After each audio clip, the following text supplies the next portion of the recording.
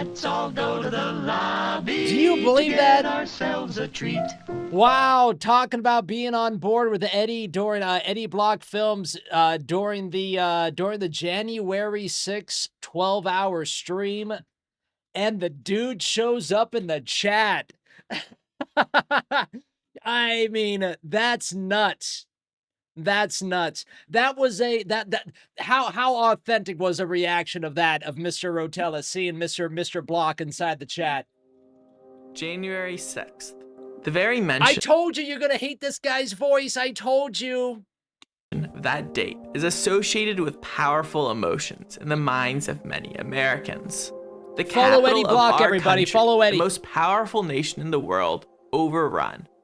Senators and the vice president driven into hiding, as representatives sought cover on the floor of their chamber.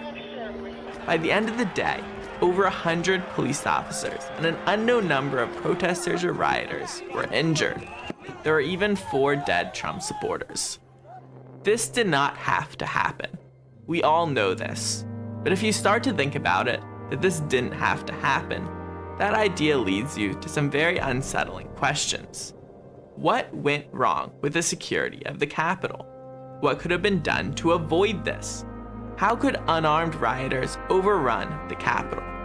Thank you, unarmed rioters. Thank you. Very unsettling, but very important questions.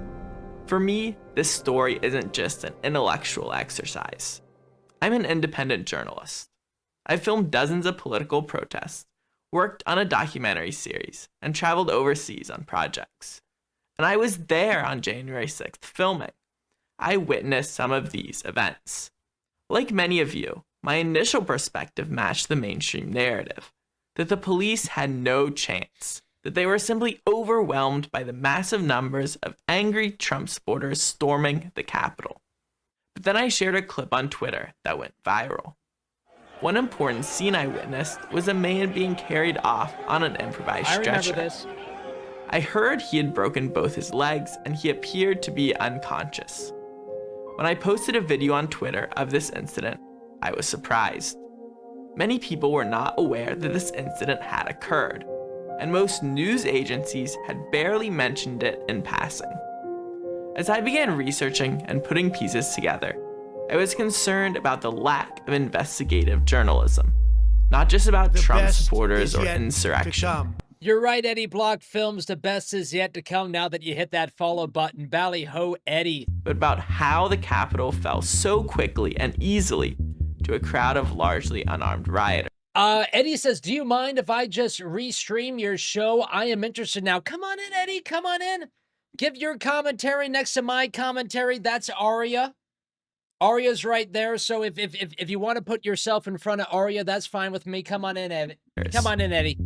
Yeah, Full restream it, disclosure. dude. Restream it. Since reporting on the January 6th riot, I've been censored by YouTube, had my largest social media accounts removed, I love the and I've been etiquette. Thank you, sir. debanked as a longtime customer of Truist. Shortly after the riot, I offered to give my footage to the FBI because I witnessed vandalism and multiple assaults against police officers. My footage, But they decided to arrest me and charge me with 4 misdemeanor charges. I mention this because I believe in transparency. I truly believe that you, the everyday American citizen, should be allowed to watch, think, and draw your own conclusions. With that, let's get into my research. The Capitol is protected by a dedicated police force, the United States Capitol Police. As of September of 2020, the Capitol Police had nearly 1,900 sworn officers, making it one of the top 25 largest police departments in the country. And their 2021 budget of $516 million was larger than the police departments of Dallas, San Antonio, and San Jose. It kind of sounds like this guy's going to be on our side. It might not sound like it, but I think he's going to be on our side for this. 3 of America's 10 largest cities. Throughout the 2020 protests and riots, the law enforcement response in DC was large. At times, the response included not only the Metropolitan make sure you follow Police Eddie Block of Washington, Films. Make sure you DC, follow him right but now. federal Pretty please. agents from the FBI, Secret Service, Bureau of Prisons, and even active duty troops. However, on January 6th, it was an entirely different story.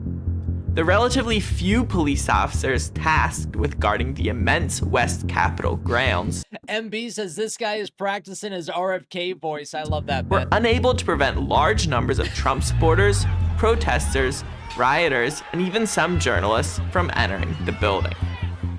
This has been widely reported on, but what hasn't been as widely reported on is precisely how the Capitol's security and defense failed. Let's get into how quickly the west side of the Capitol was overrun, with the outnumbered and under-equipped police retreating at least twice in just the first few minutes. How the police failed to focus their defenses on protecting the entrances into the Capitol. How the police retreated and left multiple entrances to the Capitol completely unguarded. This isn't meant as an attack on the individual police officers, many of whom did their best in difficult situations. Rather, this investigation will focus more on the planning, tactics, and strategy of the police. Hey, what's up, Pamela? Welcome in. First time here, In my opinion, the riot began at 12:53, when two men first pushed the barricades out of the way and approached the police line. This happened at the Peace Circle, at the end of Pennsylvania. See, I love it when they show stuff like this, my friends, because look at what we're looking at here, right?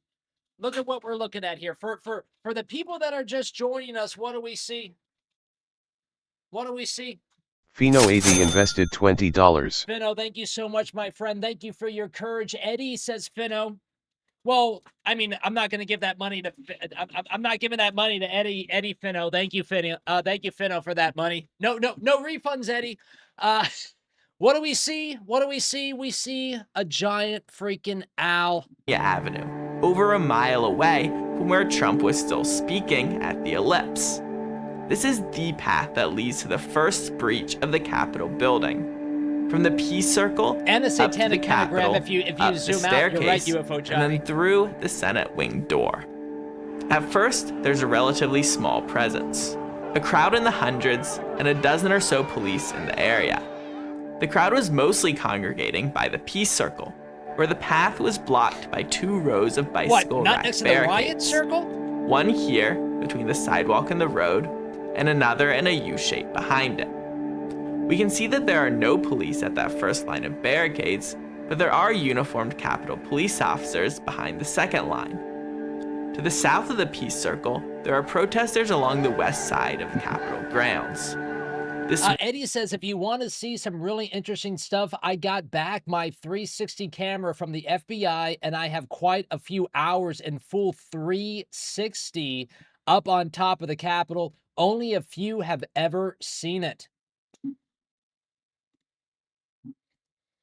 Sharon's here. Let's take a look at that. Sharon's here is our top mod. Sharon's here. I want to take a look at that sometime. West side is over 400 feet long, with a short retaining wall and a flimsy green plastic mesh fencing. There are signs marking the area is closed, but no police manning the fencing. So to recap, the small Peace Circle path entrance has 2 rows of barricades with just a few police. Can we hear everything okay, Directly beside friends? The Peace Circle is a 400-foot long open area that only has that flimsy plastic fence. No police officers. As you'll soon see, this puts the understaffed and under-equipped police officers guarding the path at a major disadvantage. Yeah, it sounds like it was meant to happen. Back at the Peace Circle, the first barricade line is quickly pushed aside as 2 men lead the way to the police officers at the second line. While some approach with their hands in the air, others seem to have bad intentions. One of the men even begins posturing as if to prepare to fight, taking off his coat, turning around his cap, and bowing up while getting very close to an officer. The police officers seem to genuinely try to de-escalate and not provoke anyone. A few protesters start pushing back the barricade, and it doesn't take long for violence to break out. There's Roy Epps whispering into the fucking guy's ear. Look. And it doesn't take whispering into the ear of the guy that's ready to knock down the first barricade that starts all of this. long for violence to break out. The outnumbered police are unable to restrain their assailants as multiple men push back the second barrier. A female police officer is knocked to the ground and suffers a concussion. But we do help Some her up. from the crowd help her up, even as others oh just yeah, the guy that was bowing up. Concussion. Look at this. The guy that took off his jacket, bowed up, and turned his hat backwards. I'm sorry, miss, are you okay? From the crowd help her up, even as others just feet away fight with police. And now provocateurs are waving more people into the area. At the same time, to the south of the peace circle, provocateurs are crossing the mesh fencing and waving people forward. Habs, that's so funny. Habs says, who is a bigger Fed, Ray Epps or Dan Bonagino? Get it inside the chat. Patriot! Patriot, go! With no police to stop them, people can easily outflank the police by walking beside or behind them. Some of the officers put up a valiant fight, but they are outnumbered and overwhelmed. And some in the crowd are now getting behind the police line, putting the police officers at risk of being... Okay, 1 second. Here we...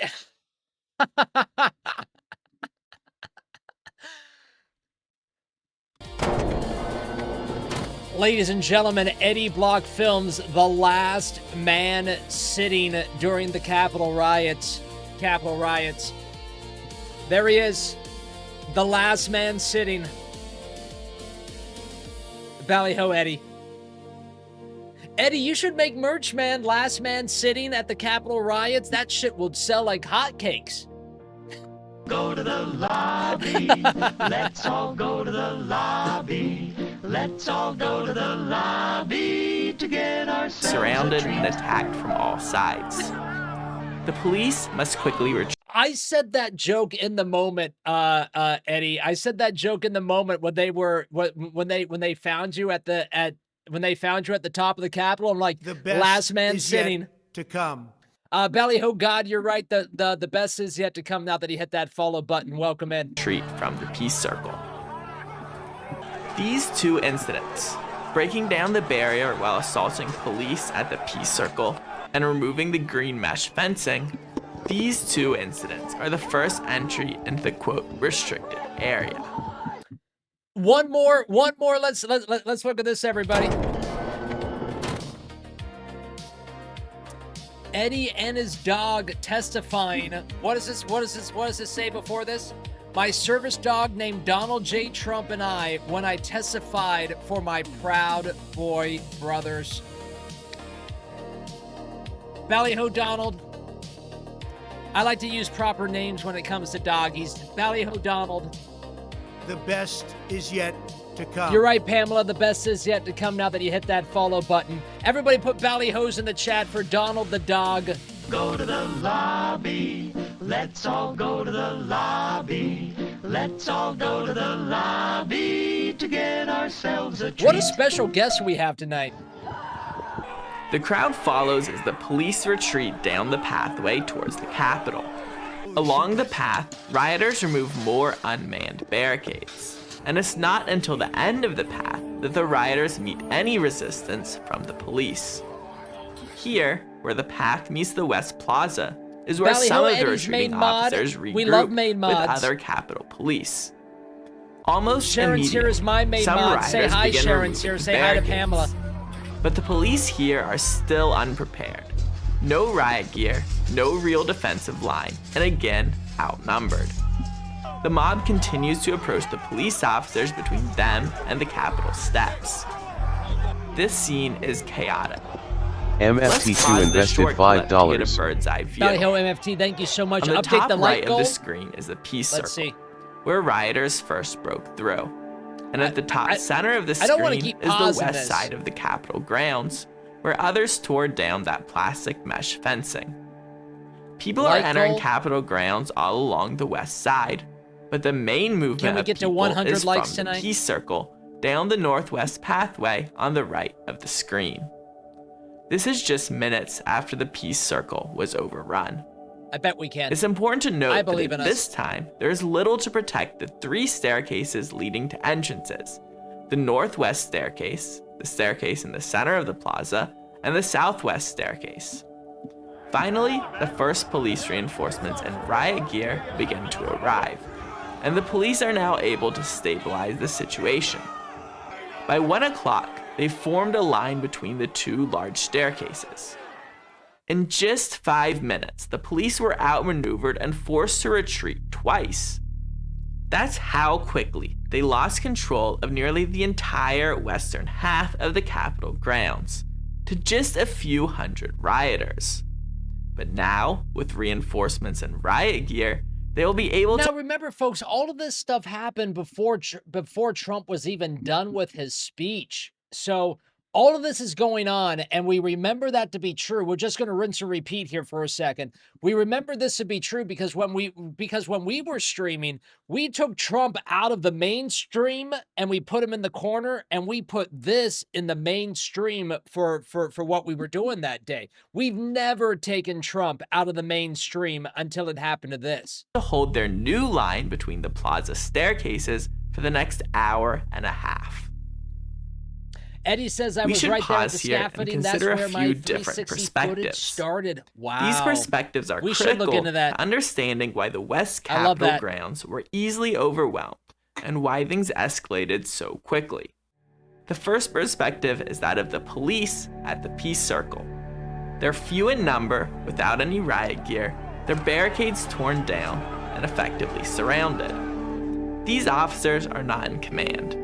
They don't have the authority to order more officers. They didn't choose the green mesh fence. They don't determine the rules of engagement, those rules they have to follow for any use of force or weapons. The amount of officers in each location, the fencing or barricades used, the rules of engagement, all of those are set by command. After the riot, the Government Accountability Office surveyed over 300 Capitol Police officers in relation to their training and preparedness. Arm says this narrator sounds like C-3PO's boyfriend. Leading up to January 6th. Nearly a third of the officers responded that they felt only slightly prepared or not at all prepared to use force that day. Although all Capitol Police officers received civil disturbance and crowd control training, half the respondents felt only slightly prepared or not at all prepared to apply crowd control tactics. And over half reported that the guidance they received regarding crowd control in preparation for January 6th was either unclear or they received no guidance at all. In addition, when asked an open-ended question, many officers indicated that the leadership culture of the Capitol Police discouraged any use of force even when it was justified, perhaps due to concern about optics. The Government Accountability Office provided 5 recommendations along with the report, including more realistic and more frequent crowd control training. Did they also say don't steal an election? As well as understanding and clarification of the department's use of force policies. These police officers holding the perimeter were outnumbered and under-equipped. If the officers escalated the incident by using a weapon on the assailants, then it could trigger a reaction from the rioters. That escalation could have put these officers in greater harm. The growing swarm could have easily retaliated against them. Realistically, most people in the same difficult situation would also retreat. The second perspective is that of all the other police, the various other officers, commanders, or even the chief as they watch the situation unfold over the cameras or listen to the radio transmissions. The unmanned west side fencing is torn down. You're gonna find out that I'm hilariously dyslexic, I hope I'm saying that right. And the small number of police officers at the front line are retreating. And there are potentially tens of thousands more people coming from the Trump rally.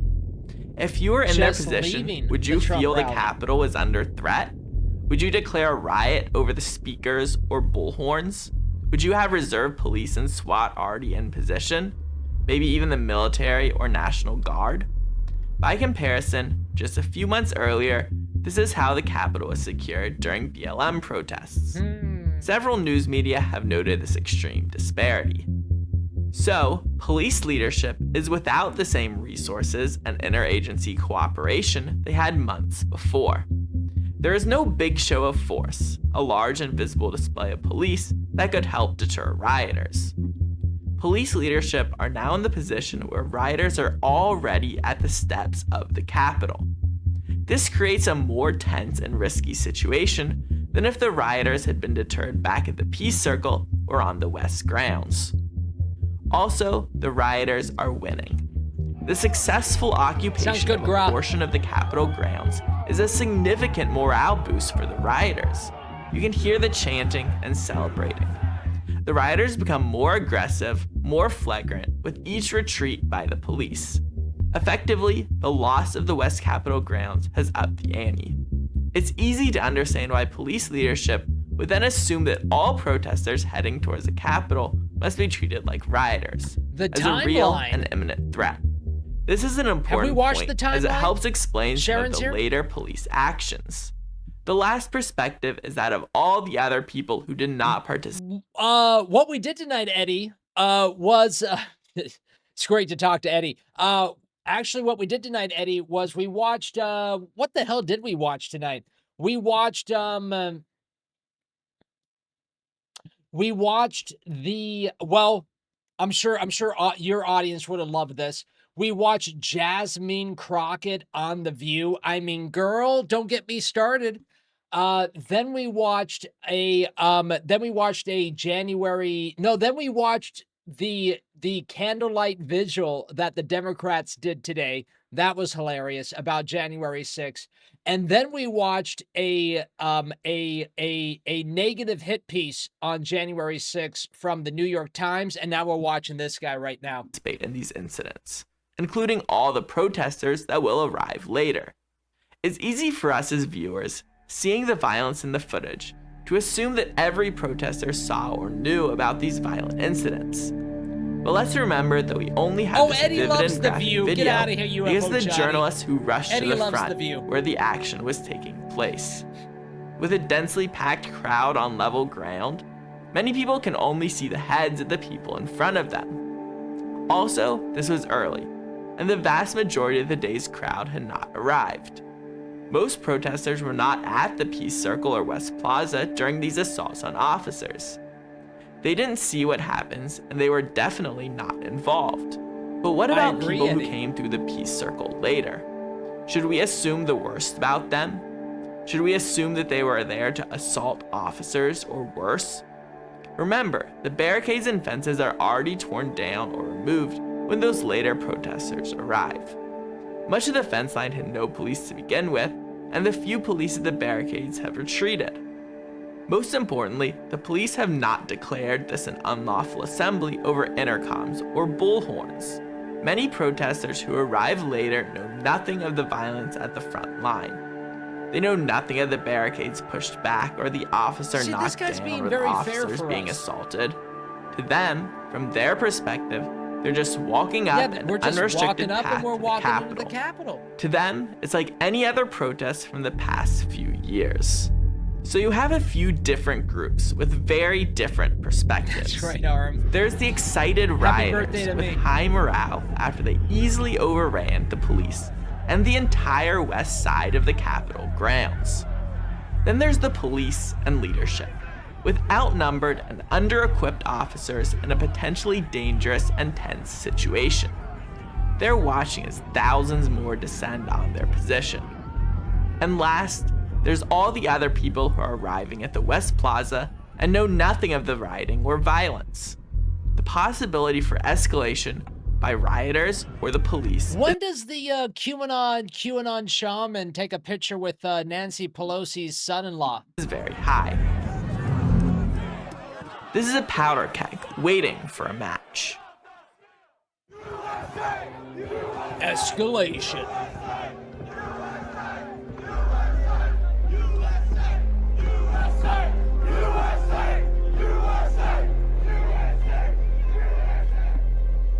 From 1 o'clock onwards, we see the pressure building as Trump supporters flock from the peaceful rally at the Ellipse and arrive at the west side of the Capitol.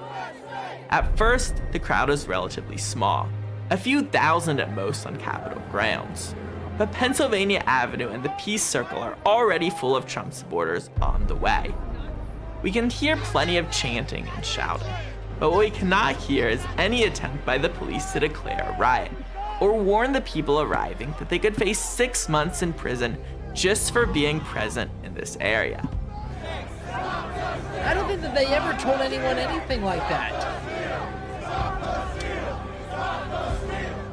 Still, every minute that passes, there are more pumped up Trump supporters marching down Pennsylvania Avenue towards the west side. Most welcoming chat in all the interwebs. They're unaware of what happened to police on the front lines. Back at the West Plaza, there isn't the same concerted effort to breach the police line that we saw at the perimeter. But there is violence. One man, Joshua Black, is injured with a hole. And here's the guy again that they said, oh, this guy's gonna cause a problem. He's the one that's helping everybody. In his cheek, and we can see blood on the ground. You can see it went all the way through.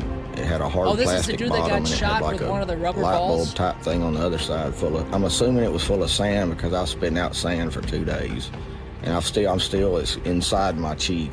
The crowd had pushed and the cops' line got pushed back, I don't know, 4 to 8 feet. And there was like a step where I was. And the cop This guy needs that same kind of gauze that Trump put on when he got shot in the ear. In front of me fell down and 2 or 3 people, need to make it this big. It looked like they were boot stomping him, and I saw an elbow about to come down, so I jumped in there to protect him, and I started yelling, "Don't hurt him." These people signed up to defend our country. I mean, I know they're cops, but I was seeing them more like veterans. We needed to protect them. We didn't need to hurt them. They weren't our enemy. Some Trump supporters feel betrayed by the police escalation of force and respond in kind, starting a brawl between protesters and the police close to this injured man. Shortly afterwards, police spray this part of the crowd with a chemical irritant. You fucking shot him, you help him! You are Smoke him if you got him, my friends. You fucking take him and help him! You guys see this guy?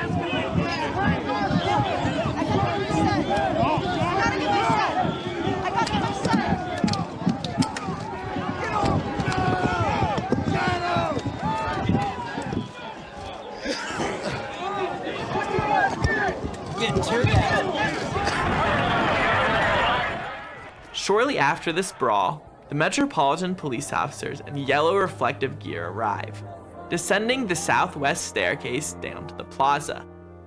With the assistance of these reinforcements, the police are able to push the crowd back on the southern half of the plaza and form a new line with barricades. But on the north end of the plaza, the crowd is already much larger as Trump supporters continue to arrive from the ellipse. Steve Baker is an independent journalist and writer who arrived at the Capitol around this time. When we first arrived, as I said, there were no more than just a few dozen people actually engaged against the law enforcement and no more than a few dozen law enforcement. Both of those numbers increased during the next hour to the point where, me not even being aware, I knew that several hundred people were now coming up to that level, but what I was really not aware of was how many tens of thousands of people were down below around the...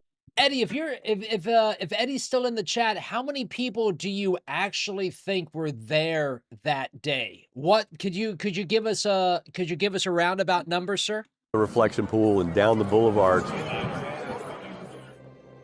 The police escalate their efforts and deploy a new weapon. Even the police on the front line seem to be startled by the exploding flashbangs. Many of these were thrown or fired over anyone who could have been an immediate threat to the police, hitting people deeper in the crowd who were only peacefully protesting. Fuck you! Yep, they're deploying flashbangs on us.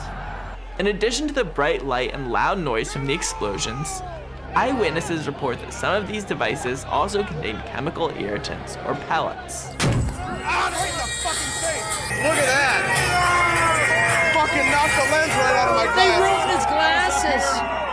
Eddie says it's hard to say. I would guess at least 300,000, and that's conservative, says Eddie. I was really praying for a police officer when I was shot in the face with a flashbang grenade.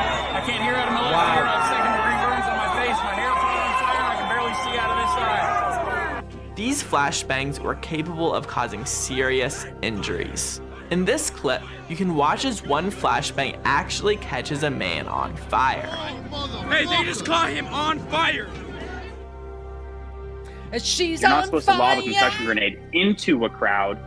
It's supposed to be next to the crowd because then it deters the crowd from advancing. You deploy the munitions wherever they are moving towards. You don't deploy the munitions at the crowd that isn't being violent. And that's really what stoked everything that day, is that initial concussion grenade. I have a minute-long video, and in under a minute, there's 4 concussion grenades that blow up directly at my feet. It pissed people off. And, you know, it pissed me off is because I'm sitting there and I get hit by a concussion grenade, I get sprayed in the face, and I have a big press badge. It makes so much sense now why I'm deaf. It's because I had these blowing up right next to my head.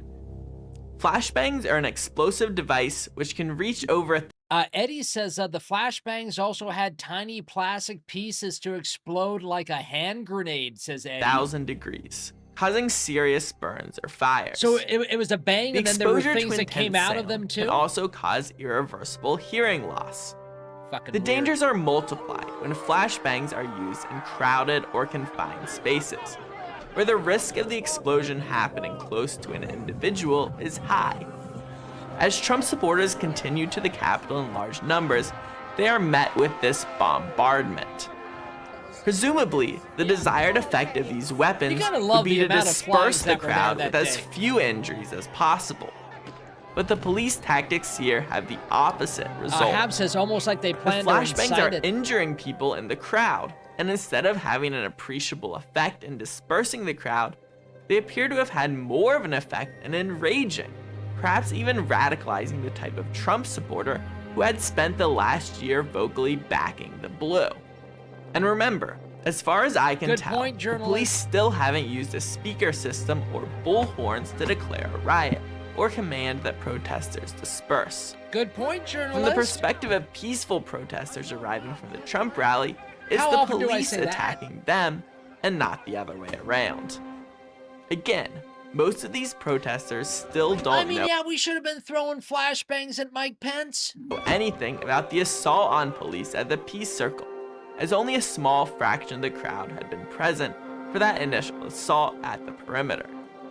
One such Trump supporter arriving during this time period was Angela Regas, a Trump-endorsed candidate from Michigan. Good evening. Well, first of all, the walk down from the White House area to the Capitol, the crowd was electric with patriotism, flags, chanting USA. It was really inspiring, actually. And then when we arrived at the Capitol, it was quite a different story as far as the police presence. We witnessed them tear gassing people, kind of unprovoked tear gassing the crowd. Flashbangs were going.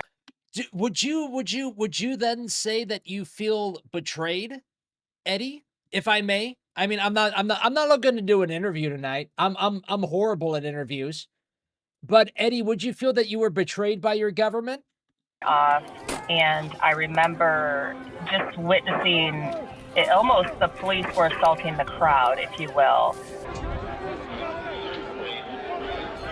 I did notice from my vantage point, there were some people in the front of the crowd that were then spraying some aerosol tear gas back at the police. What was taking place was just a lot of antagonism. There were people, trying to push through the barricades. There were people just assaulting police officers. There were people that were shooting bear spray. There was a lot of energy coming back from the police side as well, in the form of big industrial side pepper spray guns. So they were hitting the crowd with that. They were launching tear gas and flashbangs into the crowd. I actually got hit by one that bounced off the concrete. It's now about 1:48. In addition to what we've covered, 2 Trump supporters have suffered fatal heart attacks during this period. Both Kevin Greeson and Benjamin Phillips received. Let's read this from Eddie. Why not? Eddie says, lots of laughs. I mean, Eddie, I'm not a fucking interviewer, dude. I don't even we watch the world at a 40,000 foot view, and we kind of just make fun of everything here. Eddie says, I felt betrayed by my government and even people who I thought were my friends, people that blamed me for their actions when my footage actually helped prove we had no plan, says Eddie. Dude, Eddie, I think that, I mean, in all straightforwardness, my man, your footage is what got me blocked also. And I think that all that happened because we actually showed evidence that what the government was saying, what the initial plan, what the narrative was, never actually happened. So that's what I think about that, man. Tell those friends to fuck off. We actually had evidence that what they say didn't happen. CPR from the crowd, and eventually were carried out on improvised stretchers.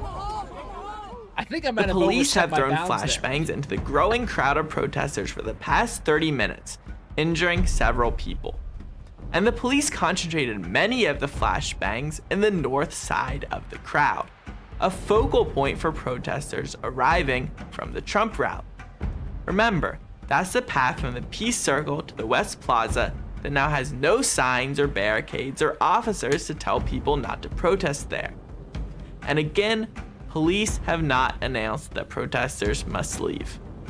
Increasingly, the protesters are feeling that the police are attacking them. What's really funny about this is we were watching Mr. Block's footage. I know that Eddie has said to call him Eddie, but hey, we just met each other, Eddie. Mr. Block, you know, I want to show respect to other people.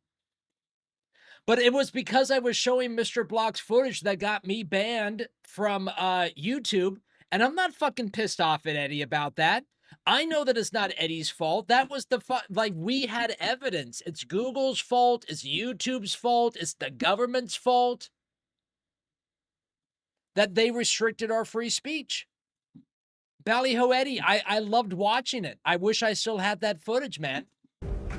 Some in the crowd have fought against what they see as aggression from police, injuring some police officers in the clashes. Thank you. Look at that. You can start to see how each group have a very different perspective. The police likely feel overwhelmed by the large crowd, while the protesters likely feel that they've been assaulted by the police for simply arriving at a protest. This illustrates why it's common practice for police to declare a riot, usually using speakers or bullhorns to command the crowd to disperse, as seen at numerous protests and riots throughout 2020. Declaring a riot gives peaceful protesters the opportunity to leave an area before the police escalate. This reduces the risk that police would injure innocent civilians, the 1968 but also Chicago reduces law. the risk of antagonizing a peaceful crowd to the point that they retaliate. So this standard procedure both protects innocent bystanders and helps de-escalate an already tense situation. Unfortunately, the police that day deviated from this norm. While they have successfully held this line since 1 o'clock, that's about to change. That's not funny. No one laugh at halves about that. A clink in the armor. It's 1:48 p.m. The police line is broken up into 3 sections. The first section stretches from the southwest staircase and across the West Plaza. This is where most of the police gather. The second section is on the bottom of the northwest staircase, which you can see is covered with scaffolding. And the third section is just north of that staircase in the grass. While much of the first and third sections are composed of police in riot gear, the officers on that second section guarding the staircase are unarmored officers. The high walls on either side of the staircase prevent reinforcements from quickly moving between these sections. As we'll soon see, this staircase will become a critical weak point, where the tide begins to turn against the police. It's the staircase that rioters will use to reach the windows at the Senate wing door and then breach the Capitol. The failure to adequately defend this staircase is likely the police's biggest tactical blunder. The action at the bottom of this staircase starts with a conversation between a Capitol police officer in a blue helmet and an unidentified man in a gray hoodie. This same officer can be seen in the same location 50 minutes earlier, meaning he's been under the stress and pressure of an intense situation for almost an hour. We don't know what was said, but as the man turns to walk away, the officer appears to forcefully shove him, resulting in a struggle. I got a riot. Others join in. I got a riot waiting to happen right now in the chat. You never know when it's going to happen, my friends. Some using items such as a can of spray, a Gatorade bottle, I got beer flagpole. spray waiting to go. Without for the barricades or riot gear, the police resistance is ineffective, and the police line retreats up the stairs. As we've already seen a few times now, whenever the police retreat, the crowd is quick to fill in the space. And it's no different on the northwest staircase. Sense. What's that Several guy doing officers on the from the left? plaza do move towards the staircase, but in general, the more heavily armed Metropolitan Police and Capitol Police below do not reinforce the staircase. As the fight continues up the stairs, some rioters begin tearing the fabric on the scaffolding. People also begin climbing onto the outer side of the staircase. And provocateurs again encourage people forward up into the scaffolding and up the stairs. Meanwhile, the police still on the plaza continue to deploy flashbangs into the crowd below the staircase. He didn't have a father. Around the same time, another squad of armored Metropolitan Police reinforcements begins moving from the north towards the plaza, but their progress is slowed as they attempt to move through the crowd. These officers will later pass directly by the northwest staircase and merge with the police line on the plaza. By 2 o'clock, the police guarding the staircase have retreated onto the landing halfway up the staircase. One important point to note is that we can see a deputy chief of the Capitol Police, Eric Waldo, there with these officers. Well, we found Politico Waldo. notes that Waldo, a deputy chief and the 6th ranking official in the Capitol Police Department, was a January 6th incident commander, meaning he was responsible for directing officers' movements amid the chaos. Waldo was in charge of the Capitol Police's Civil Disturbance Unit, the better trained and equipped officers assigned to riot and crowd control. You know what they need to make? You know what video game? You know what video game they need to make? Command and Conquer for January 6th. Oh my God, I would kick the government's ass every fucking time. How can we get that game in development as soon as possible? Command and Conquer January 6th. Included the heavily armed Capitol Police you could see arriving shortly after the riot began.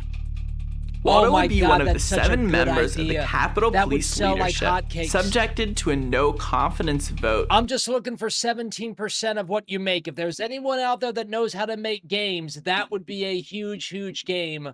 I'm just looking for 17%. By the Capitol Police Union.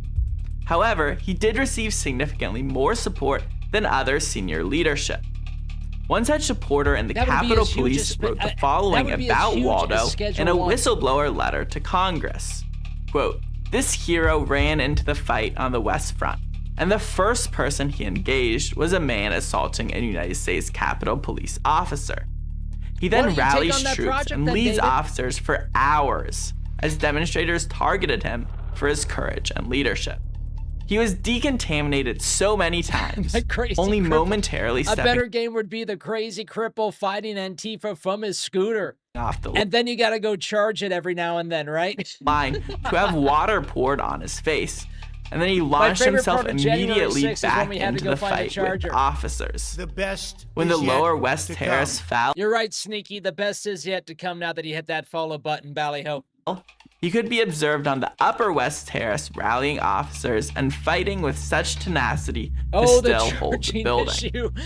That's what one of the Capitol Police officers had to say. However, at this tactically significant time and place, we don't see Waldo bring those heavily armed officers to bear. Instead, as we will see, Waldo will send officers away from the staircase. Officers, this way! So this was not an isolated group of officers with no leadership. They had leadership present and aware of how they were losing ground on this staircase. At this point, the crowd is massive. It stretches from the northwest staircase all the way back to the edge of Capitol grounds and beyond up Pennsylvania Avenue. The police are vastly outnumbered, but they do have the advantage of riot gear and weapons. However, they can only make use of that advantage if they can coordinate and use the natural bottlenecks to contain the crowd. Bottlenecks are an important tactical principle. Think of the Battle of Thermopylae, where King Leonidas utilized a narrow pass to legendarily hold back a massive Persian army with only 300 Spartans. Those huge armies were useless since only a small portion of the Persian army could approach at a time. The same principle applies here. If the police want to prevent the breach of the Capitol, they must hold the staircase. But if this staircase falls, then the crowds can move behind the police, in between the police and the Capitol, and the defense of the Capitol will crumble. This is the point of no return.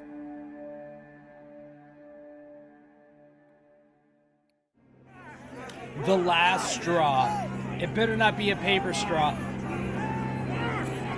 As a squad of Metropolitan Police slowly makes their way to the West Plaza police line, we can see them pass right by the foot of this key staircase. Instead of reinforcing this weak point in the defenses, they instead will join the main plaza line. This failure to reinforce the staircase will be compounded by the actions of one officer. Discord woke. What this one police officer does in front of this massive crowd will cause outrage among protesters and lead to swift retaliation. I believe this is a key moment when police escalation reaches a tipping point for many of the protesters, some of whom will lose all faith and goodwill towards the police. This is where many protesters lose all restraint and finally break the Capitol defenses. It's just after 2 o'clock when we can see a man fall from the staircase. The man's name is Derek Vargo. Let's look at the same incident from a different angle. Someone pushed him! He pushed him! He pushed him! After reviewing many videos of this incident, I can say with confidence that this was no accident.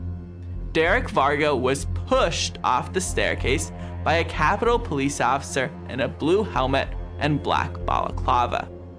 This is the same Capitol police officer in a blue helmet and black balaclava who is involved in starting the conflict at the bottom of this staircase. Being shoved from this height is like falling out a second or third story window, enough to break bones. Derek Vargo was interviewed by Kara Kashranova of the Gateway Pundit. Isn't she now on Michael and Dell's TV? Wanted to wave my Trump flag up there like the guy did with the American flags. That was very inspiring. So I went up the side of the building. I love the black. And as I'm grabbing on one of the cement blocks to get over, one of the officers shoved a pepper spray device and started spraying my face. At that point, I was like, okay, I want to wave my Trump flag. I don't want to die. So I got up and I started walking to the right. That was it. I'm not going to do it anymore. I'm not going to wave the flag. And as I'm going, officer takes both hands, shoves me right off the building. Wow, that's nuts.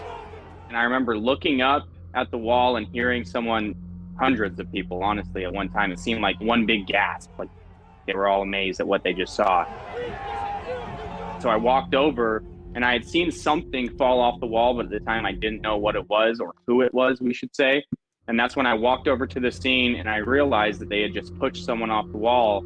And the general environment, you know, once you got into that direct vicinity of where they actually pushed Derek, it's a talking it was very aggressive. Protesters were mad, understandably. Even cops, you know, kind of seemed to be like, yo, what's going on here? They really didn't understand the situation. I have multiple eyewitness interviews, and you've probably seen a few of those. You know, me confirming, hey, did they just push that man off the wall? Did they punch him? And yeah.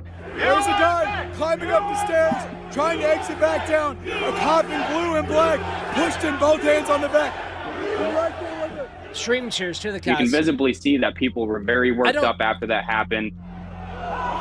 I don't mean to be drinking White Claw tonight. I didn't go out to the store around my cabin.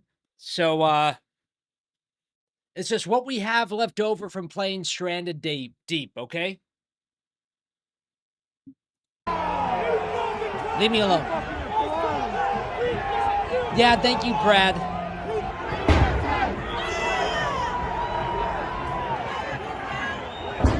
I don't even know why I even brought it up. Yo! To the closet. And you had, Trump supporters and EMT, and you had police officers. I know. They used a bike rack, but they rolled him over onto the bike rack and picked him up. And that's when, I get my video and it's super up close, and you can actually see, Derek. He looks like he's turned purple after that fall, but he was completely unconscious in the footage. After I had fallen, I don't really remember anything except for waking up in the ambulance. I've had a lot of metal equipment put in my body to support my body. I've had to have surgery to have that metal equipment removed, and I still have metal equipment in my body right now that needs to be removed eventually when it's ready. I saw that they had put him on like one of the barricades as a makeshift stretcher, and they carried him off at that point. I remember people screaming, "Oh, did you get that on camera? Make sure you get that on camera."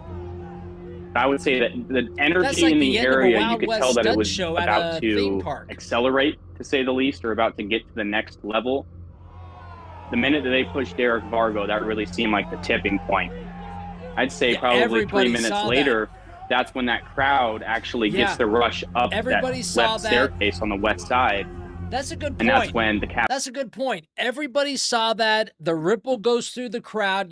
There's telephone going on. Did you know this? Did you see that? Did you know what just happened? What just happened? Tell me what happened. Capitol is breached when that initial crowd pushes up. In these tense situations, it's imperative that both police and protesters do not escalate, but rather de-escalate wherever possible. Any unprovoked attack by one group could incite the other group to retaliate, leading to more harm and worse injuries. Although both groups bear this responsibility, it's the police that are supposed to be held to a much higher standard. With the powers they're given, they have the potential to do great harm. The police officer that pushed Derek Vargo was at the base of the stairs for about 50 minutes. For most people, being in a prolonged, intense, and potentially dangerous situation could wear down their restraint, leading to outbursts of aggression or violence. Police are no different, except that they have the greater responsibility to use restraint. That's why they have rules of engagement, guidelines around the use of intermediary force, and various types of de-escalation training. And we have seen many police officers show considerable constraint, even when suffering unprovoked attacks. But it seems this police officer could not restrain himself and lost control. First by shoving a protester at the bottom of the stairs, and then by shoving Derek Vargo off the staircase. The crowd of protesters around the northwest staircase has experienced aggression from the police for at least 45 minutes. I need one of those. Flashbangs and other weapons have injured multiple people. And now, in plain view, a police officer shoves a man off a staircase. Many protesters believe the man is dead, or at least critically injured. Remember, the police on the northwest staircase don't have riot gear, they are vastly outnumbered, and they seem to have no reinforcements. Their position holding the bottleneck is all that stands in the way of the Capitol being breached. They should have been like, and because of the actions of this one police officer, they're about to face a renewed fury from many in the crowd. You're right, let's go. This is it. This is how you break the public trust, the moral high ground, the hope of de-escalation and a peaceful outcome. This is the beginning of the end of the Capitol defense. Collapse. It's 2:04 p.m. The police continue to bombard the area at the foot of the northwest staircase. Eddie says most of those cops were liberal assholes and just wanted to hurt us. There's liberal cops? With flashbangs, as that armored squad of Metropolitan Police officers Ronnie, why aren't past. You a cop? Finally, the police do declare a riot and instruct people to disperse. It's hard to prove a negative, but this is the first instance I can find of the police making such a declaration. You can hear the announcement in this video captured close to the amplification device.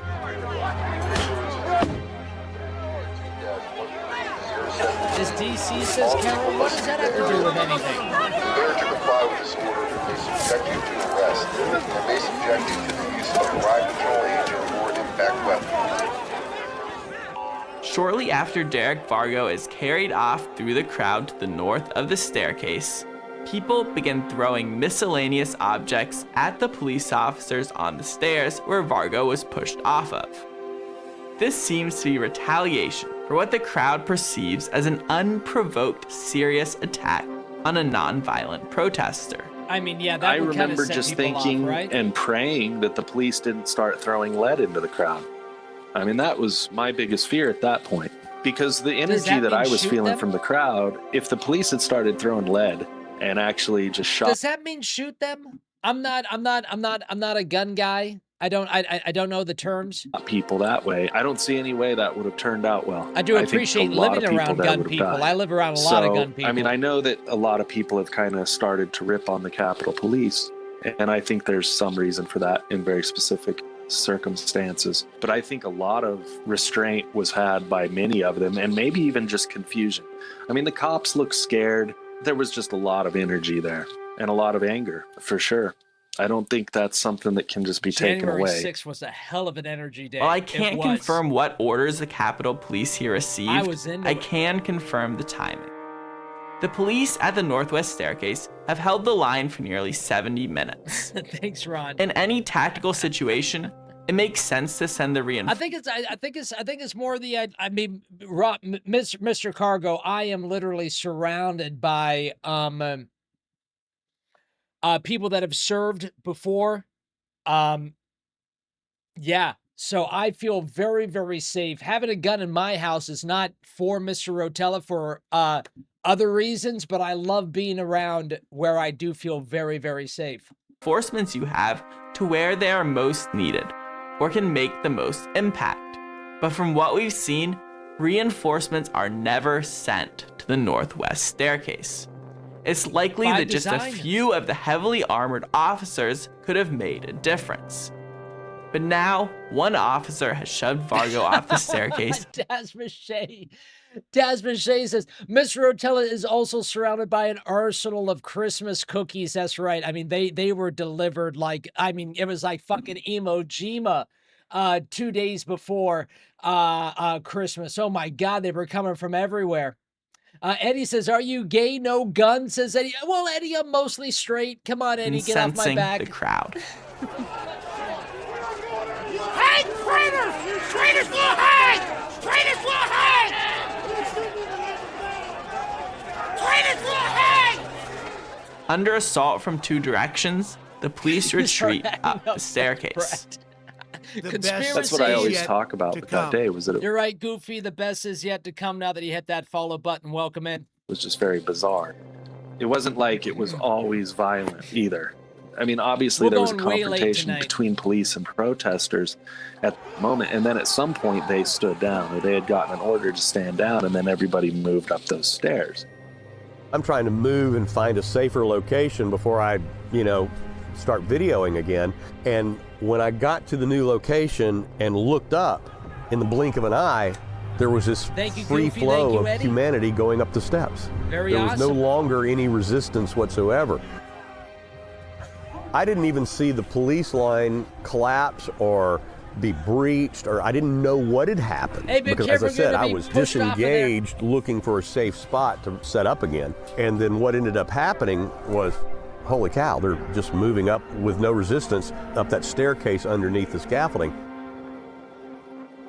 The crowd stays close on the police's heels as the people already on the staircase begin to create that flow of people up towards the upper terrace, where they reach the last police line at the top of the stairs. Does this guy... One second.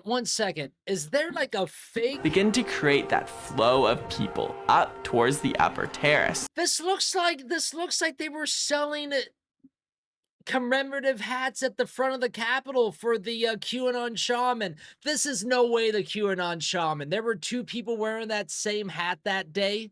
Are you kidding me? This looks like a souvenir. Oh, I by the way, I would totally buy that if I went to the Capitol. Why doesn't the Capitol have a January 6th gift shop? Where they reach the last police line. Oh my God, get it in the chat. What would be inside the January 6th gift shop? At the top of the stairs. The approximately 15 police officers here have the benefit of a line of bicycle rack fencing, but they no longer have the advantage of the bottleneck which the stairs and temporary structures provided.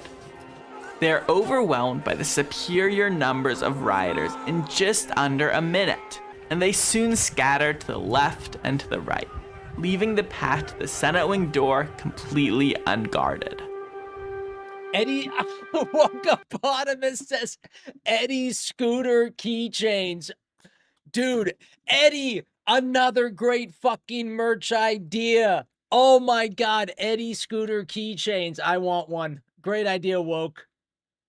Goofy for Jesus, join us inside the chat for the very first time. Everybody say Goofy for Jesus. Taz Pache says poop paperweights for your... Oh my God. 5-minute timeout to Taz for bringing up poop. No poop jokes inside the dome, please. Come on, folks. You know the rules. The breach.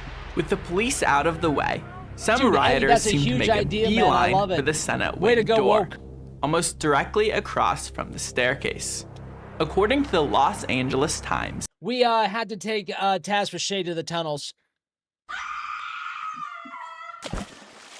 The majority of the Capitol's 658 single-pane windows were quietly upgraded during a 2017 to 2019 renovation of the historic building.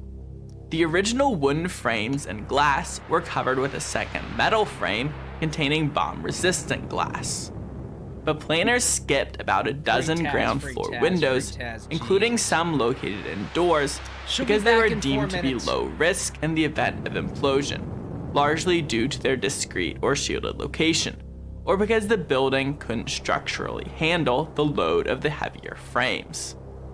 The windows on either side of the Senate wing door are among the windows which were left unreinforced. It's not clear whether any of the rioters were aware of this vulnerability, but as the crowd spreads out on the terrace, some of the rioters turn and head for the Senate wing door at a run. Alala says, sounds like someone who was put on hormones and then changed their mind again, says Lala. Well, once they saw the footage of January 6th, they're like, oh my God, these guys were right the whole time. Passing directly by a more visible door to the left and drawing attention in this direction. The first to reach the windows begin to bang rhythmically with their fists, but others start smashing through the windows with objects, including a piece of lumber. Where'd that lumber even come from? How do you just walk around Washington, D.C. with a piece of wood?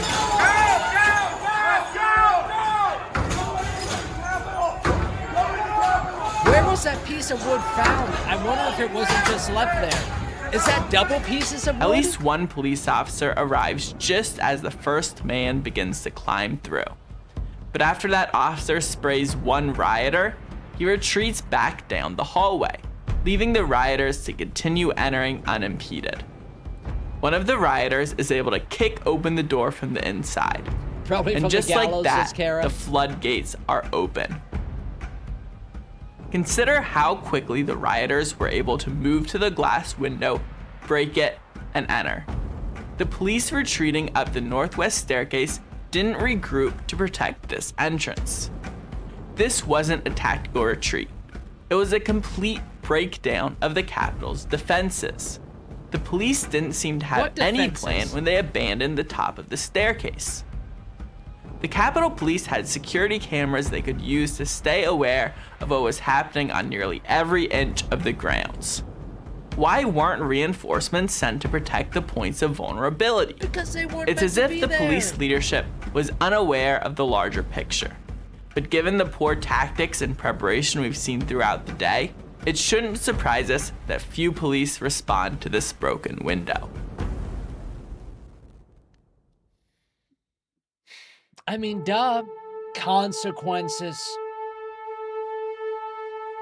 In just the first 60 seconds after the Senate wing door is opened, over 100 people enter the room. That but was the breach awesome. Doesn't stop. I will never say that parts of January 6th were absolutely awesome. They were. At least 3 other entrances appear to have been opened from the inside by individuals who entered through the Senate wing door. And this entrance won't be permanently secured by the police for over an hour. Day. We did. Let's cover this in detail. Even there was even a point in our coverage where I'm like, what are we doing walking in these red velvet robes? I was upset. I was upset that people were still walking inside the red velvet robes taking pictures. So man, I wish we had that stream. Importance. In addition to the sheer number of people who entered during this period, some of the most viral, controversial, and interesting characters inside the Capitol come through this entrance. Doug Jensen, one of the first to enter through the broken window, heads north towards the Senate chamber. Images of him wearing a distinctive Q shirt while aggressively chasing a retreating police officer are widely promulgated. Jensen was sentenced to 5 years after being found guilty of 5 felonies, including obstruction of an officer and carrying a dangerous or deadly weapon on Capitol grounds. Jensen is followed by Kevin Seafried, whose rebel flag has made him a poster boy for theories that January 6th was a white supremacist attack. Seafried was sentenced to 3 years after being convicted of 5 charges, including obstruction of an official proceeding. Jacob Angeli, with his unique attire and face paint, became another one of the faces of the riot in the media. I think I said that already. Although he's often portrayed as a rioter or an insurrectionist, Angeli made it to the Senate chamber, where he encouraged non-violence and led a prayer. This has to be peaceful. We have the right to peacefully. Elidum Arms says, brutal take, Miss Rotella. Have we not learned from that minute of silence that J6 was a bloody massacre, says Aram. You know what? Now that I rethink the stream, Aram, and watching the Democrats walk out in solidarity out on the Capitol steps, holding their fake candles, you might be right. You might be right. Assemble! In Christ's holy name we pray! Angeli was sentenced to 41 months after pleading guilty to obstruction of an official proceeding.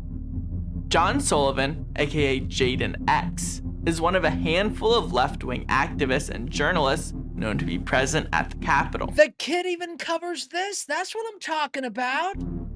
Sullivan was captured on his own video instigating at the Capitol as he recorded many events, including the killing of Ashley Babbitt. Sullivan's inflammatory comments if we don't get it, we're gonna burn this shit down. Have led some to theorize that he was part of a false flag operation or a plant.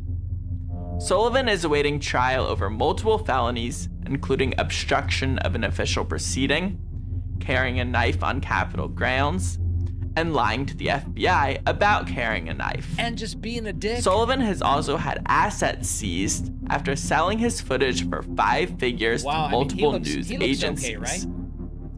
Zachary Allen will make it all the way to the opposite side of the Capitol.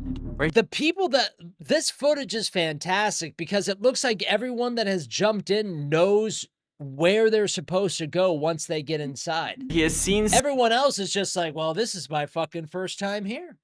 Smashing a window in the speaker's lobby just feet away from where Ashley Babbitt is shot. I'm just here for some justice. Allen is in jail awaiting trial on multiple felonies, including assault and destruction of property. One of the only people killed that day, Ashley Babbitt, entered here. Babbitt was an Air Force veteran who would be fatally shot 20 minutes later by Capitol Police Lieutenant Michael Byrd as she climbed through a broken-out window into the speaker's lobby. Babbitt's killing has been heatedly debated. In addition to the mainstream narrative importance of the people who entered here, this breach was even more important tactically. Now let's show how the breach at the Senate wing door, paired with poor tactics, led to at least 3 other entrances being opened from the inside. It's just minutes later when the first door is opened from the inside by who opened the doors? That one, it looked like, you know, the Patriots might have opened the doors, but who opened the other 3 doors? At least one person who came in through one of these windows. This door is right around the corner, a door that the rioters bypassed to attack the Senate wing door. The police are able to temporarily resecure the hallway and the door relatively quickly. However, an entrance on the opposite side of the Capitol will be more significant and stay open for much longer after it is unlocked from the inside. George Tenney entered the Capitol at 2:19 via the Senate wing door. 5 minutes later, Tenney is at the central entrance on the eastern side of the Capitol, the location of the historic. I mean, look at this guy. This guy either knows where to go.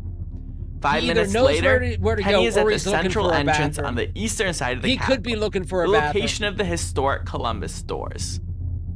At this point, while panes of glass in the inner doors have been broken by rioters outside, and that's the dude that the magnetic locks floor, have kept the inner doors closed. Tenney pushes repeatedly on the door from the inside. It's not clear from the video whether the doors were unlocked by another party or whether Tenney managed to trigger the emergency unlock mechanism described on the red sign. But he is able to get one of the doors opened. While police both inside and outside will attempt to keep this door closed, it will be used by many people both entering and exiting the building. A third door, the West Terrace door, is located in the center of the upper terrace, not too far from the Senate wing door. As a group passes by, the police open the interior doors to allow them to exit. Although they are coming from the opposite direction, at least some of these individuals actually entered through the Senate wing door.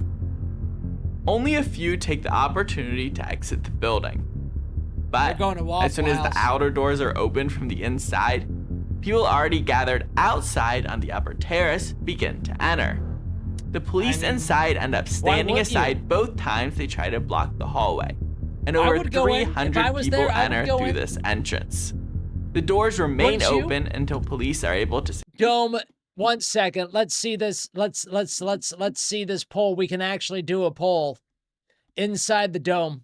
Boom. If you were there, and let's just say that you just showed up and all the doors were opened, would you go inside, put a 1 in, one second, boom, we're going to do this one. Put a 1 inside the chat if you would go in, put a 2 inside the chat if you wanted. Secure them from the outside. The poll as they is clear live the upper right terrace. above the chat. Hindsight being 20/20, I would go in. We can see that these people were only able to enter because the Senate wing door was breached earlier in the hour. But from the perspective of hundreds of Trump supporters, they were allowed to enter with the explicit or implicit permission of the police. You can disagree with it, but respect it. There is no physical force used to open these doors or make the officers stand aside, but many of these protesters are still labeled insurrectionists or rioters. Back at the Senate wing door, the police have gained control of the entrance and are ushering people out through one of the windows. I would have definitely won. After losing a pushing match over the door, they retreat away from the door. People continue to make their way in and out of the door and windows as Capitol Police stand by, even accepting fist bumps and handshakes as they watch. That's insane. Defending a place as large as the Capitol after an entrance is breached is quite difficult, hey bro, especially when other entrances are unsecure or able to be opened from the inside. Watching as people move through the Capitol, opening other doors, we're left wondering, why wasn't the response better coordinated? And why was it so You're right, Glee, the best is yet to come now that you hit that follow button. Welcome in, Glee. weak and delayed? Ballyhooly. Why weren't all other entrances reinforced or further secured? Glee's about Most importantly, to bust out in why, song for after us. seeing the thousands of protesters on the West Capitol grounds, after seeing the rioters push up the northwest staircase, Glee's known to do that, after aren't you, Glee? seeing the police line crumble, why wasn't this entrance defended? 100% trap. I agree, The guy. best is yet to come. You're right, Sneaky. The best is yet to come now that he hit that follow button. We've got 10 more minutes. Conclusion and in conclusion. From the beginning of January 6th, the police had the advantage in terms of terrain, equipment, communications, and live video monitoring of the entire building. They are also one of the best funded and largest police departments in the entire country. DC also has a history of strong policing cooperation with numerous federal departments. Let's recap some of the details of the day, the back and forth of the crowd, and the on-the-ground tactics. Why was the perimeter so weakly defended? They did have some barricades, but the officers' flanks were completely open to anyone who would hop over or remove those flimsy green fences. Perhaps they didn't— a fucking chicken could get through that fencing, am I right, my friends? That was nothing. Expect Trump supporters to have the same likelihood of rioting as they did BLM. And I know about that stuff. I got a rooster that lives in my freaking back. It's not my rooster, it's my neighbor's rooster. And I don't mind the rooster unless I'm hungover, but I don't mind the rooster. But I know chicken fencing. Antifa or other groups. Why did the police use flashbangs and crowd control munitions before declaring a riot? Declaring a riot would at least give the peaceful protesters the opportunity to slowly make their way out of the crowded plaza. It would also prevent unnecessarily antagonizing the protesters or escalating the situation. They wanted to Why were crowd control munitions used in a way that set someone on fire and blew a hole through someone's face? In a general order issued after January 6th, the Metropolitan Police give specific guidance for the use of sting ball munitions, which I believe is how they refer to the flashbangs deployed. Quote, "When deploying sting ball munitions, members shall consider wind direction and except under extenuating circumstances, members shall deploy them underhand by rolling them along the ground rather than throwing them in the air. I love that we have a poll. Members shall provide a warning prior to deployment when practical." Why did the main riot police force stay down on the plaza away from the Capitol entrances for half an hour after they had been outflanked? These officers were not deployed effectively to prevent hostile actors from gaining access to the interior of the building. The police leadership has access to a vast security camera network. They had every ability to observe multiple angles of every second of the riot. We were watching, but they didn't coordinate riot police to the northwest staircase, even though it was the most pressed by rioters and protesters. And worse, they didn't have a single officer at the Senate wing door as the windows were being busted in. Well, because that's the one that had let's consider the most controversial events we witnessed. Moments where individual officers may be called into question for their actions. Why hasn't there been any accountability for the police officer who seriously injured Derek Fargo by pushing him off the staircase? Fargo is not an imminent threat to any officers, and this officer could have let Fargo continue down the stairs. Damn. And even if Fargo was a threat, this officer could have pulled Fargo to safety to effect an arrest. Defund the Capitol Police. But instead, this officer shoved Fargo from a height that would be classified as deadly force. That's the most extreme end of the police use of force continuum. That looks like a Nazi salute.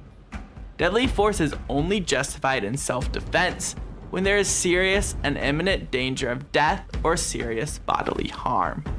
How did the deputy chief end up on the particular staircase which would end up being the avenue to the interior of the Capitol when his officers retreated? Quite literally, one of the top leaders of the Capitol Police was there on the staircase. He could see what was happening. I'm sure the answer to some of these questions are out there. You know this guy in Maybe Wiles? it's in publicly available information, which I haven't reviewed. Get him a Maybe it's in the thousands of hours of unreleased video, audio, and documents, which the government has been working hard to keep under wraps as sensitive or highly sensitive.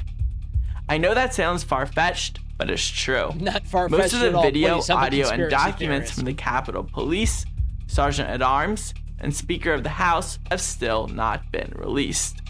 It seems that the more research I have done for this story, the more questions I have.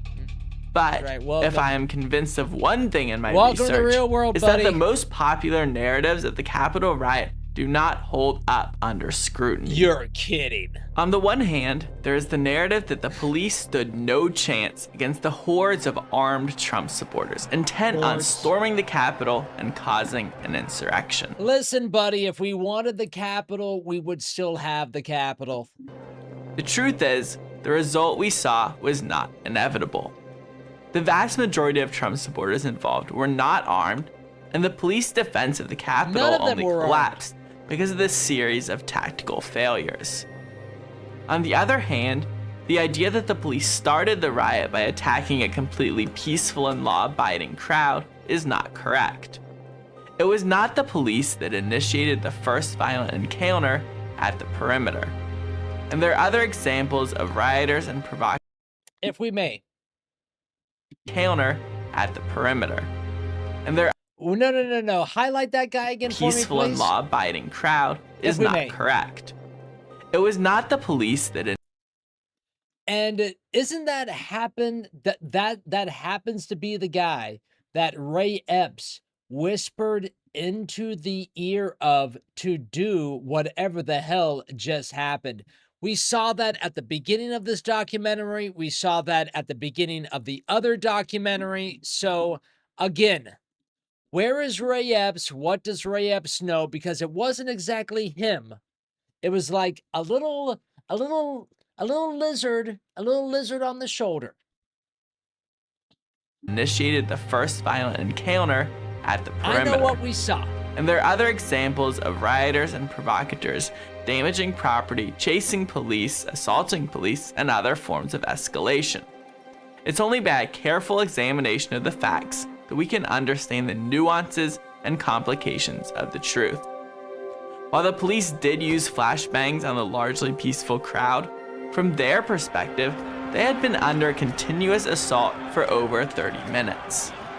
While many of the people who initially entered Capitol grounds were well aware they were entering a restricted area, many who came later, after the signs were torn down, did not have that same knowledge. While some saw the pushing and shoving of police officers at the first barricade, for others, their first experience of violence was being hit with flashbangs or witnessing the police officer push Derek Bargo off the staircase. While the initial people to bust in through the Senate wing door certainly had malicious intent, other people entered the Capitol through open, undamaged doors with police officers allowing them to enter. Many people look at the events of January 6th and conclude that it was a setup. A recent report released by House Republicans examined the failures in planning leading up to the day, including evidence that police leadership were taking their cues from Speaker Pelosi's office.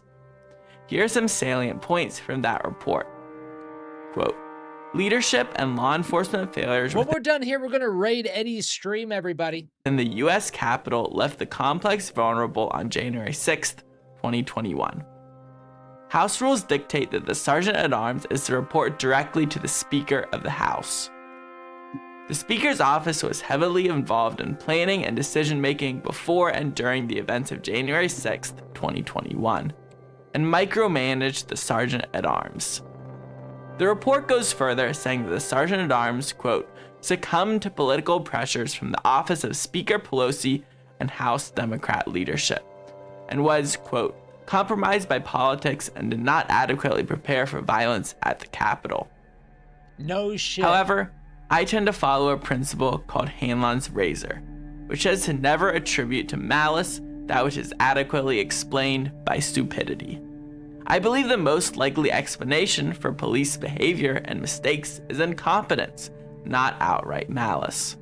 I'll leave it up to you to make up your own mind. Whether you believe this was an insurrection, a peaceful protest, or somewhere in the middle, you need accurate and relevant facts to base your opinions on. And I hope I provided some of that to you through this project. This was at least fair enough. I truly believe that you, the everyday American citizen, should be able to watch, think, and draw your own conclusions. Well, there we go, everybody. Get your thoughts in. Do we want to listen to this music while we're watching the credits, or do we want to go to, I don't know, here?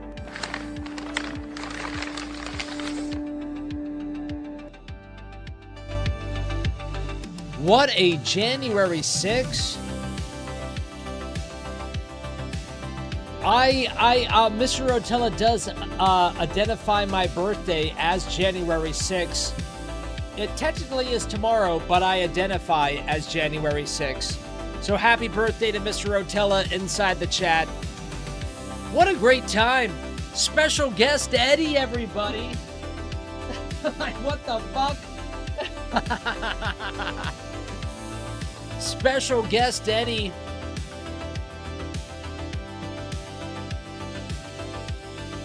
Was not expecting that whatsoever. Ballyho Eddie. Last man sitting at the Capitol. Sneaky says, happy birthday, Rotella. It's Mr. Rotella. I know. Thank you, Sneaky, though. Thank you so much. I appreciate it. Thank you. David's here says, first ever special guest, Eddie. That's right. I appreciate the love. Oh, Ballyho Eddie. Dude, thank you. Dude, Eddie, if you're gonna keep streaming, I will raid you right now. Like I'll be done here in like 5-6 minutes, something like that. I just want to chat with the chat for a second. If Eddie's gonna continue streaming, we're gonna raid him, everybody. Lenny says happy birthday, Ballyho, Lenny. God says never before January 6 footage coming right up. My friends, stick around for that.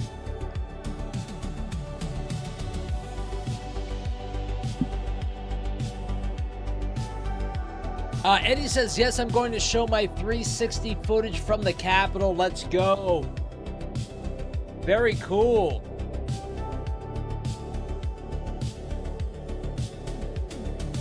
Let's get things set up. Illidimer Arm says, sorry, I missed Eddie's backstory. I'll do it one more time. We were on board with Eddie Block during the January 6th. Actually, we were on board with him probably the couple nights before too. And we were on board. Oh, thank you, Pamela Ballyho. We were on board and hanging out while he was going around and doing all the January 6th stuff. We were on the march. We were at the thing. We were at the Capitol steps, all at the end of everything. It was wild, man. It was wild. We even went to the hotel for a charge.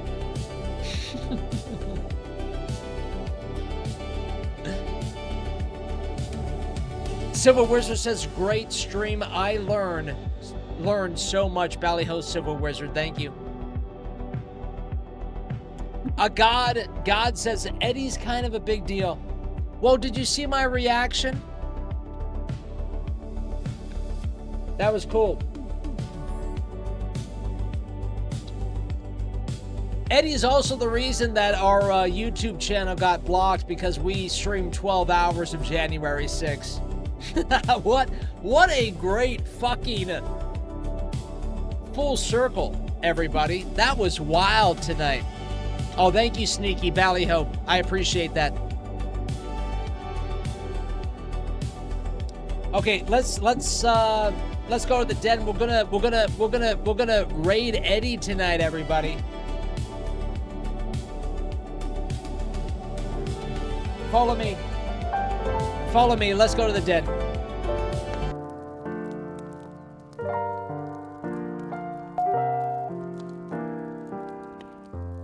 Fat Kitchen invested $5.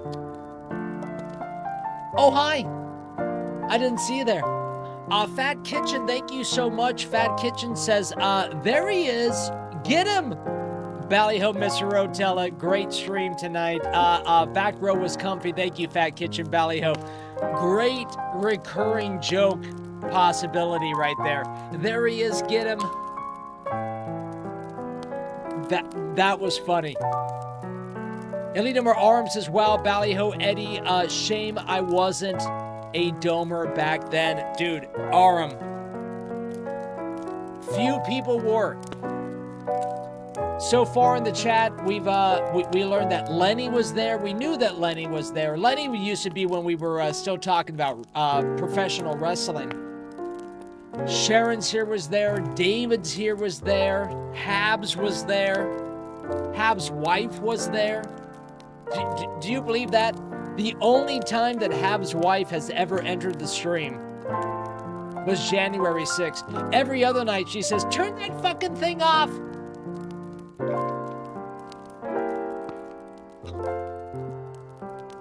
All right, my friends, we're gonna raid over to Eddie. Make sure that you follow his channel. What are we gonna do tomorrow night? I don't know, because it hasn't happened yet. My friends, if you had a great time tonight, my name is Mr. Rotella. We are live every Monday through Friday at 7 o'clock Eastern for all your misinformation needs. Make sure to hit that Rumble like button. Make sure to hit that Rumble follow button. And until tomorrow night, Ballyho, we are raiding Eddie right now. Everybody, make sure to follow the stream.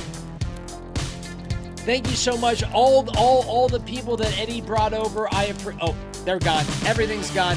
Follow the stream, everybody.